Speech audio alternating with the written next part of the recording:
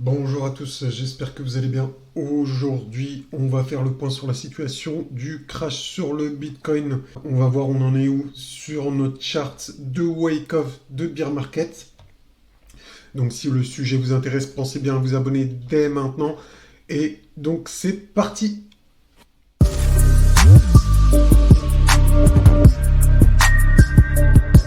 Voilà, donc pour commencer les gars, nous voilà sur la chart du BLX. Donc c'est l'indice du Bitcoin donc de tous les exchanges. Donc on en avait parlé déjà il y a très longtemps. Non, on en a parlé ici. Je pense que certaines personnes ne me croyaient pas trop. Je pense que certaines personnes ne me croyaient pas du tout même. J'ai même reçu des commentaires me disant qu'ils étaient aussi, qu'ils y croyaient pas, que pour eux ça allait monter, etc., etc. Mais bon, c'est pas grave, hein, c'est le jeu, je m'y attendais, c'est tout le temps comme ça, il n'y a aucun problème. Alors, on a parlé aussi, vous vous rappelez, je vous disais, quand on a une zone de congestion comme ça sur le Bitcoin, en général, quand on casse, on a la capitulation qui arrive derrière, donc on est en plein dedans, les gars. On commence à rentrer dans la zone verte, donc ça devient super intéressant. On en avait parlé également, et là, on y arrive, ça devient concret. Regardez, on a également cette zone euh, ici, alors qui est entre 8500 et 12 000, on va dire, allez, j'arrondis. Et cette zone, les gars, pensez bien que ça va être, pour moi, on va forcément rebondir. Je pense pas qu'on va traverser ça. En général, quand on a des blocs comme ça, on, on tape dedans et on repart. On peut rebondir avant, hein. Mais si on descend directement jusqu'à ce bloc, je pense pas qu'on va le casser directement. On tapera dedans et on rebondira parce que les marchés financiers ne baissent pas en ligne droite. On a toujours des rebonds, même si là aujourd'hui on est en phase de capitulation et ça peut aller très très très vite à la baisse. Donc restez bien attentifs, faites très attention.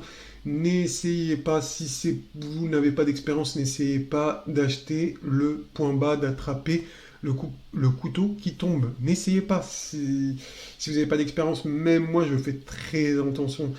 Quand j'essaie de le faire, je ne le fais pas tout le temps. Je verrai en temps réel, quand on s'approchera des points qui m'intéressent, ce que je ferai par la suite. Mais n'essayez pas d'essayer de faire ça si vous n'avez pas d'expérience. Faites très attention. Allez, je perds pas de temps, je reviens très rapidement ici, donc sur la charte du Bitcoin directement. Donc là, je vais enlever le logarithmique régression. Donc on a le petit bloc que je vous ai parlé tout à l'heure. Je vais l'enlever pour que ce soit un peu plus clair. Donc voilà, hop. Donc il y a cette charte dont on a parlé à maintes et maintes reprises, etc. Tac, tac, tac. Alors regardez bien, regardez bien, regardez bien. Je vais, pour que ça soit plus clair, utiliser des marqueurs fléchés. Vous voyez ce petit, tout petit rebond, on en a parlé également. On en a parlé. Donc ce petit rebond, pour moi, c'est ça. Vous voyez, là je vais la mettre en une autre couleur pour qu'elle soit plus visible. Voilà. Donc ce petit rebond, c'est le tout petit geste qu'on a eu. Et là, on a la capitulation qui arrive derrière. Donc c'est exactement la schématique à laquelle je m'attendais. C'est très bien. Je pense sincèrement que les objectifs à la baisse s'approchent, mais on peut pas. C'est pas parce qu'on s'en approche au niveau du timing qu'on n'est pas très loin. Je pense vraiment que ça devient de plus en plus proche. Ça peut aller jusqu'à 10 000. Là, on est quand même on est à 18 000 là aujourd'hui. Ça peut aller très très très vite à la baisse pour aller chercher à liquider les fonds d'investissement comme Celsius. Donc ça, on en a parlé également. C'est pour ça que j'attire votre attention. Ça peut aller très très vite. On peut, comme je vous l'ai dit, aller chercher ce bloc donc qui est dans les 12 000. Je vais continuer au niveau des graphiques. Donc il y a également cette pattern. Donc je ne vous ai pas présenté, il me semble, mais je vous la présente maintenant. Donc c'est un scénario que moi je surveille. Alors, on en est où dans ce scénario que j'avais tracé déjà il y a quelques temps? Tac, tac, tac. Alors, on est déjà à ce niveau-là. Bon, après, c'est assez une projection, donc je ne sais pas du tout si ça va arriver. Mais, personnellement, si vous êtes prudent, attendez-vous à un scénario comme ça avant d'investir. Si vous êtes investisseur et que vous êtes prudent, excusez-moi, attendez-vous à quelque chose comme ça avant d'investir. D'accord? Hop. Donc par exemple, je vous trace également une trendline. D'accord? Donc il faudrait qu'on ait tout ce développement et ensuite qu'on ait du W de l'autre côté de cette trendline, là, la flèche, pour pouvoir valider un vrai retournement long terme pour les investisseurs si vous souhaitez investir sur le Bitcoin. C'est ce que je vous conseille de faire si vous êtes débutant, que vous n'êtes pas trader. Si vous attendez jusqu'à là, vous allez faire partie de la minorité gagnante. Vous allez être dans les 5% qui ont un prix extraordinaire sur le Bitcoin. Rendez-vous compte, réfléchissez bien, posez-vous les bonnes questions. Est-ce que vous souhaitez être prudent et gagner, être des côtés des probabilités? Si vous n'êtes pas trader, attendez les signaux, je vous les donnerai avec plaisir. Mais s'il vous plaît, faites très attention, n'essayez pas de jouer au trader si vous n'avez aucune expérience, les gars. Allez, je continue sur les charts, restez bien attentifs. Donc on avait également étudié le Bear Flag Pattern. Donc on avait, quand on était ici, qu'on en parlait, il y avait des gens qui n'y croyaient pas trop, certains qui se disaient que c'était possible, mais ça, le scénario paraissait improbable maintenant qu'on est dans les zones d'objectifs. Bon, ben, la psychologie a complètement changé. Moi, maintenant, hier, j'ai eu des questions, est-ce que c'est le moment de short? Mais ça y est, c'est beaucoup trop tard, les gars. Quand on était ici, qu'on parlait du Bear Flag, pourquoi vous n'avez pas posé cette question? En gros, je vous jette pas la pierre, hein. Je vous pose cette question parce que c'est là que c'était intéressant. Là, c'était intéressant. Là, on arrive dans les objectifs. Certes, ça peut descendre encore. Mais est-ce que ça vaut le coup de shorter maintenant? Pour moi, non.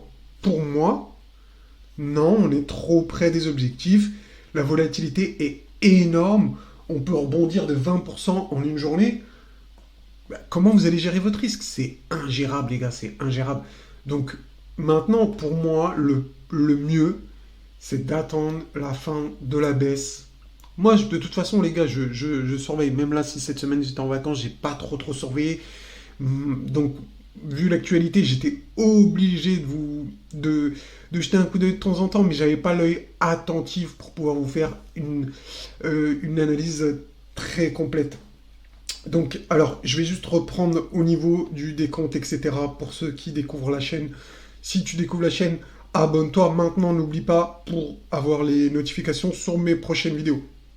Alors là, j'ai repéré quelque chose de super important hier, dont je tiens à vous parler, les gars. Quand je dis les gars, je parle aussi pour les filles, parce que je sais qu'il y a des filles, certaines m'ont envoyé des commentaires. Donc, bien entendu, je ne suis... j'ai aucun problème avec ça. Quand je dis les gars, c'est vraiment les gars et les filles. Mais pour aller plus vite, vu que je suis un peu feignant, je dis les gars. Voilà. Et aussi, également une chose, si je suis un peu dur avec vous, un peu rude, un peu direct, c'est pour vous endurcir. La situation, elle est tellement grave qu'il faut que je sois dur, impactant, pour vous faire comprendre, pour que ça rentre dans votre tête. Moi, j'ai fait beaucoup d'erreurs. S'il y avait quelqu'un qui m'avait mis des coups de pied au cul, tiré les oreilles, etc., bah, peut-être que j'aurais fait mieux avant, d'accord?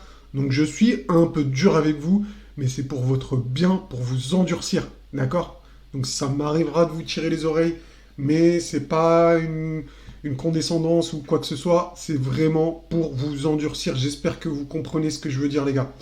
Alors, ici, au niveau du Bear Flag, je réexplique très rapidement, restez bien attentifs, c'est très facile. Donc on a une zone de distribution ici.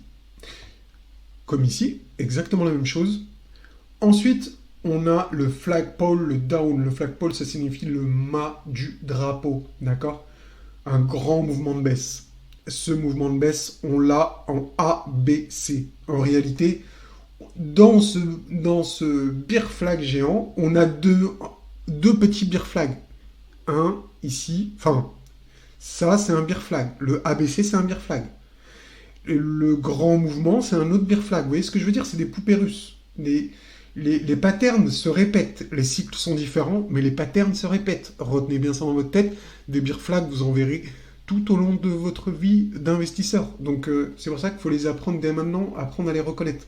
Bon, je continue les gars, restez bien attentifs, c'est super important.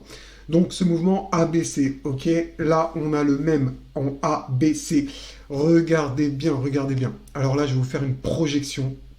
Je vais utiliser une projection de Fibonacci pour vous montrer qu'est-ce qui pourrait se passer parce que là on s'approche d'un scénario. Regardez. Là, je vais faire une projection de ABC en prenant le point bas de cette petite redistribution là que j'ai mis dans le cercle, d'accord? Hop, jusqu'à l'UTAD. Bon, c'est un petit peu technique, si on ne comprenait pas, c'est pas grave, continuez à regarder les vidéos, vous comprendrez, à force de regarder, vous allez comprendre exactement ce qui se passe. Donc regardez bien. Regardez bien. Donc le mouvement en ABC, il s'est arrêté à 0,61 pour la C. Un petit peu plus, on a enfoncé, mais légèrement, ok. D'accord.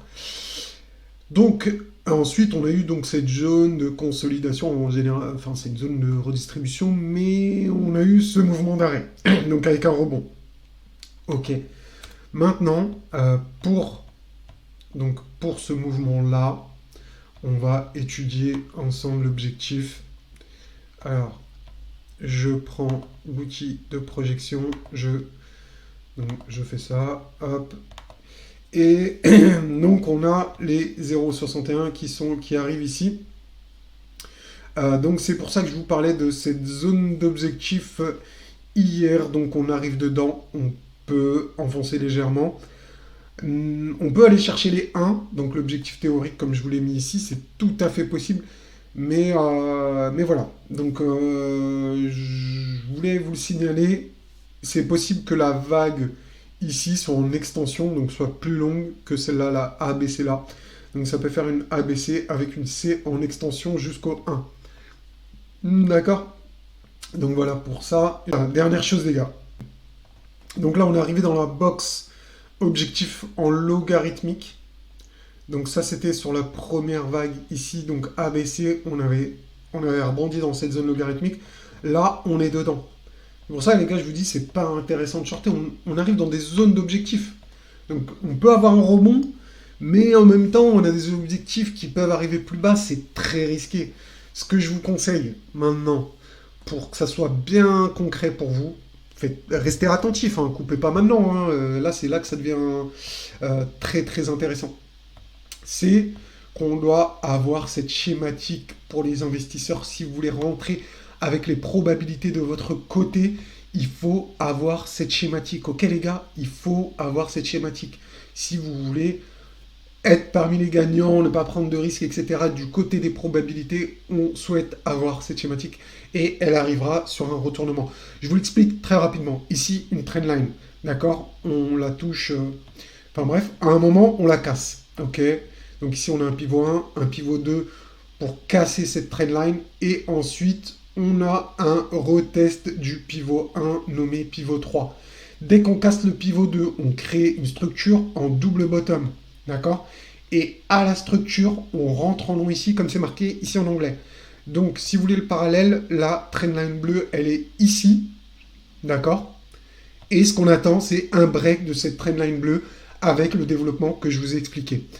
Aussi également, d'après moi, on pourrait avoir, on devrait revenir ici, chercher cette liquidité, d'accord? Alors là, je vais juste écarter un petit peu ça.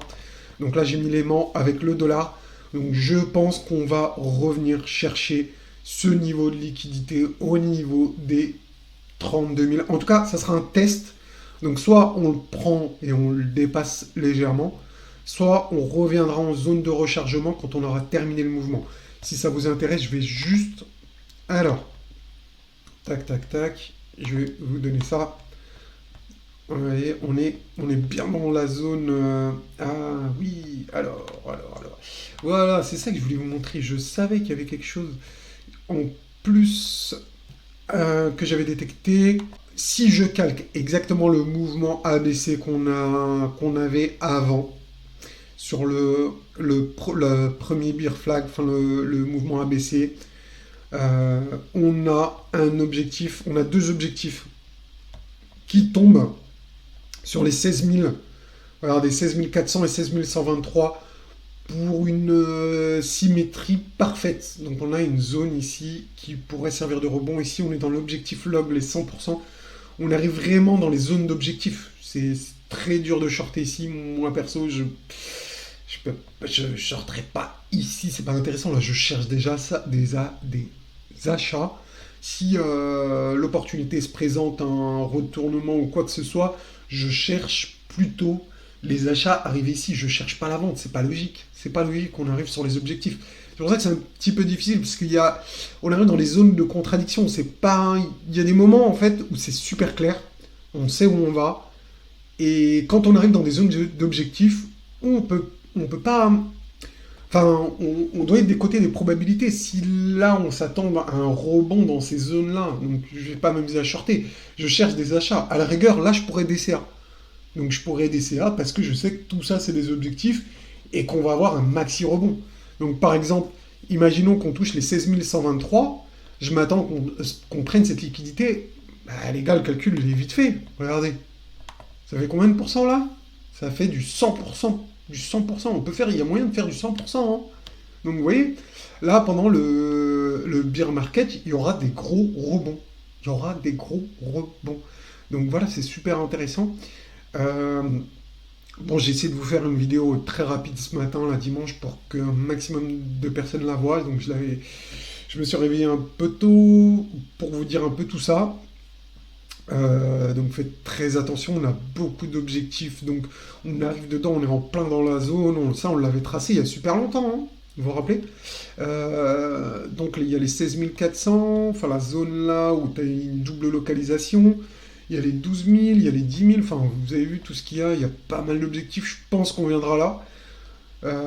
Ici, chercher les 32 000, je vais vous tracer très rapidement juste une zone de rechargement pour si on n'est pas obligé d'aller chercher. Donc cette zone, on peut venir par exemple, imaginons on a le rebond là, on pourrait également revenir dans cette... Alors attendez, je dois juste inverser un truc, sinon vous allez pas, on va pas avoir les bons niveaux. Voilà, alors je vous trace un petit rectangle mucho rapido. Alors entre ici et ici, voilà les gars.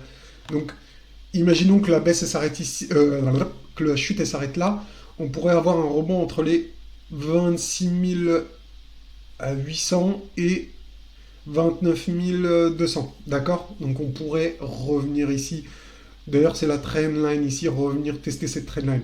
Donc voilà, je pense que vous avez pas mal d'informations sur cette vidéo qui peut être super intéressante. Donc pensez à liker, vous abonner, mettre des commentaires, les gars. Je reçois bien votre force et c'est vraiment ce qui me motive à faire des vidéos.